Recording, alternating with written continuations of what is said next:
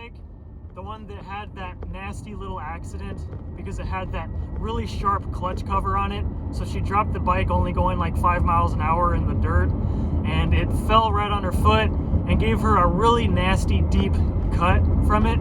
It tore right through her shoe, through her sock, and right through her foot. It literally looked like someone just took a knife and went slice. It was kind of gross, but yeah, I'm basically recapping what happened with the mini bike accident. That's what happened. So we ended up selling it, and I got the money right here, $380. I'm just now leaving the person's neighborhood. He wasn't really that far from me, so I'm going over to drop the money off at her house now. And what's funny is the person that I just sold the bike to, it was originally his bike. He originally was the one that sold it, but it was just the frame. And he originally sold it to the mini bike shop that we bought it from, and I guess they took the frame and put it together and modded it and all that stuff. And he wanted that frame back. He wasn't aware that they actually put the bike together, but as soon as he started seeing it on the group, because obviously I was posting pictures and videos of the bike on the group, and he's on the group, so he saw it, and he was like, man, I remember selling that bike to the mini bike shop, or whoever that person's name was that owned the shop. That shop is out of business now. It sucks, but there's not really that big of a business for mini bikes. So I guess it's just more of, if you want parts and service for that kind of thing, then you're better off going to a go-kart shop that also does mini bike work, because they both use a lot of similar parts and they're both pretty similar to work on. But yeah, he sold the frame to the mini bike shop a while back, and he noticed that I bought it and I've been starting to use it a lot, and he really wanted it back. But at the time, obviously, we didn't want to sell it, we just bought it. So we kept it for a while. I think we had it for, what, like 8 months or something. We didn't have it that long, but we definitely got our money's worth out of it. It was pretty fun. She bought it for like maybe around $500, and I just sold it for $380 after, she crashed it twice. And then the last time when she cut her foot open was apparently the final straw. Her family is telling her, like, you need to get rid of it now. Like, this is too dangerous. And it's like, there's nothing dangerous about it. The whole reason why her foot got fucked up was because of that retarded, super sharp clutch cover that was on the bike, which I immediately took that off because that is a really nasty hazard. It was a go-kart clutch cover. It wasn't even supposed to be on a mini bike to begin with. Go-karts have the motor on the very back where the rear wheels are. So like, you can't even hit yourself with it if you crash anyway. Why would they put that on a mini bike? That's retarded. It's like, it's just an accident waiting to happen. It's basically an accident waiting to happen after an accident already happened, if that makes any sense. So that bike was the fastest mini bike that I've had so far. It went up to like 53 miles an hour. It's pretty damn fast. I mean, when you're going that fast on a mini bike, keep in mind these things are a toy. It's a damn toy. You're going 53 miles an hour on a little toy like that. It's definitely a rush.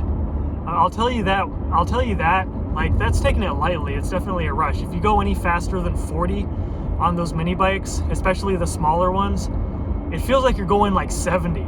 It's crazy. That's whatever. So yeah, just wanted to give an update on the mini bike, because it's another excuse to talk. I talk too much. I still have 3 other mini bikes, so as soon as she gets the stitches taken out of her foot and she can walk again or whatever, we'll probably go ride mini bikes again, because if that clutch cover wasn't on there, then this accident that happened would never have happened. She would have been able to just get up and walk away and continue riding the bike. It's all that clutch cover's fault. That metal, super sharp clutch cover fell right on her foot.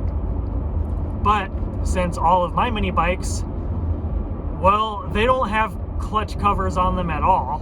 I think one of my 3 mini bikes has a clutch cover on it, and it's a plastic cover that covers the whole entire thing. It doesn't just cover the top part of it. So if that fell on my foot, I mean, nothing's gonna happen. So I'm really not worried about it. I've crashed my mini bikes like a dozen times, except the majority of the time that I crashed, I was going a hell of a lot faster.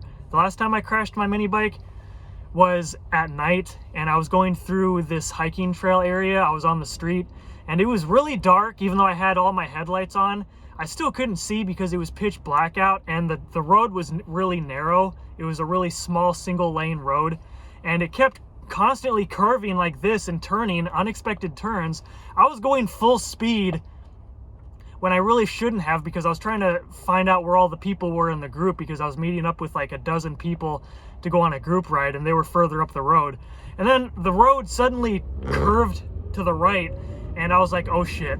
I couldn't stop in time, and I felt like I couldn't turn sharp enough without crashing. So I literally just flew straight off the road into a ditch, like into a dirt ditch, and I ate shit big time. I didn't get hurt because I was going like 30 miles an hour when I did that. I just flew right off the road into the dirt, and I just fucked myself.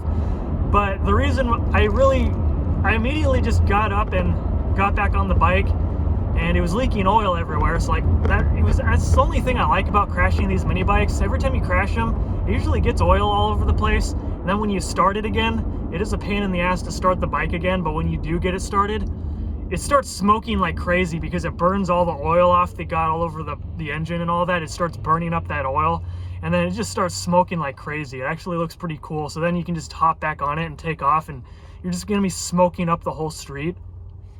I mean, it looks like the engine is busted and it's about to explode, but it's really not. It's basically because that's happened every time I've crashed my mini bikes. It always gets oil everywhere, and then when I try to start it again, it smokes like crazy after it starts, and then after like a few minutes it stops. Yeah, I mean, I didn't get hurt at all because I was wearing all of my gear. I was wearing my motorcycle gear, keep in mind. Like, I was wearing my fully padded street jacket. I was wearing like 2 other jackets underneath it. I was wearing 2 pairs of pants, my ski pants, so I had a lot of padding. I had my full-fingered bike gloves, and I had my full-face street helmet. And if I wasn't wearing that, especially the helmet, I probably would have had to go to the hospital, because I would have gotten seriously fucked up, because my jacket got scratched up, my pants got scratched up, the bike got really scraped up big time, even though nothing broke on it. I mean, I fucked up the part of the brake lever where you adjust the tightness on the brake handle. That was about it. Other than that, it was just a bunch of really bad scrapes on the bike. Those things are a tank, I tell you. Like, they're really cheap, but they are really durable. I've crashed them way too many times, and the only thing that ever breaks on them would be probably usually the brake handle, no pun intended, but that's the only thing that typically breaks on it. And that's like $10 on Amazon to get another brake handle, and it takes like 2 minutes to put it on. Yeah, like when I took my helmet off, I saw little bits of gravel and dirt infused into the side of my helmet, and the side of my helmet was all scraped up too. I was like, whoa, I am really glad I was wearing my helmet, because that would have been my head. I didn't even feel anything when I crashed. It's just like, it sucked. Like, this part of my side of my body felt a little bit sore, just a little bit. It didn't even feel bruised. It just felt a little bit sore on the side of my torso area, because obviously that's where I landed, was on my left side. I don't even know where the hell the bike went, because as soon as I flew off the road into the dirt, the bike just completely flipped forward. It like did a complete front flip after I fell off the bike, and I didn't even see what the hell happened to the bike. Because when I found it, it was stuck in a bush. It was stuck in one of those like dead bushes, and it was completely flipped over on its, like, it was completely upside down. I was like, what the fuck? I didn't even know what happened, because it happened so quickly. And then, basically, if I wasn't wearing my helmet, I probably would more than likely have had to go to the hospital, because I'd probably be suffering from serious brain damage right now. So that's why I'm telling you, Every time I take my bikes out, I wear my helmet because you never know what's going to happen. They call it an accident for a reason. You know, nobody plans an accident. It's an accident. They call it an accident because it's an accident. You're not expecting it to happen. You're obviously not trying to do it on purpose. So, you know, when you're riding these bikes around, and especially like when I do all these modifications that gives them a lot more power and a lot more speed, it makes it even more dangerous. It's like my bike, the bike that I typically ride, the black one, the Monster Moto 80cc, I put a Predator 212 motor in there. I put a 60-tooth sprocket on the rear. So basically, that bike normally is only supposed to go like 24 miles an hour, and it goes about 38. So it technically goes fast enough to go on the street. I could probably make that bike street legal if I really wanted to, because my old 50cc scooter, my little Tao 50cc moped that I had a long time ago, that only went like 35 miles an hour, and that was street legal. It's like, why the hell not? So yeah, that's why I always wear my gear, especially my helmet, because like the helmet is the most important part. And then typically I'd wear gloves because when I fall, my hands are usually one of the first things to hit the floor, because naturally when you fall, you want to put your hands out. So, you know, that's why I definitely wear gloves, at the very least fingerless gloves. I like those the best. It's better than nothing.